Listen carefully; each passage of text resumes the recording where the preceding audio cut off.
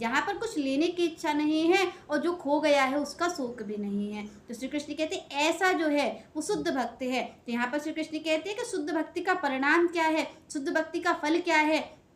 क्योंकि आप देखिए जो आपुरम भक्ति करते हैं उसका फल तो तुरंत ही मिल जाता है। क्यों? क्योंकि हम जो है हम कुछ चाहते हैं, हम भगवान के सामने अपनी इच्छा प्रकट कर देते हैं कि हमारी ये कामना है और हमें ये प्राप्त हो जाए। तो यहाँ पर श्री कृष्ण कहते हैं उसकी मनोकामना पूर्ण हो जाती है। और शुद्ध भक्ति का क्या फल है? जब कोई जो भक्त है वो कुछ मांग ही नहीं रहा है, जब वो कुछ चाहता ही नहीं है उसके बदले, तो भगवान कहते हैं फिर उसको क्या फल प्राप्त होता है। तो यहाँ पर श्री कृष्ण कहते हैं, तो यहाँ पर श्री कृष्ण कहते हैं भक्तया माम अभिजानति यावान यह अस्मि तत्वतः ततः माम तत्वतः ज्ञात्वा विशते ततत अनंतरम। यहाँ पर भगवान ने कहा कि जो कुछ नहीं मांगता है, जो कुछ नहीं मुझसे चाहता है, श्री कृष्ण कहते हैं वो मुझे ही जान लेता है। उसकी शुद्ध भक्ति का क्या फल है? श्री कृष्ण कहते हैं कि जो मेरा भक्त है वो मुझे तत्व से जान लेता है।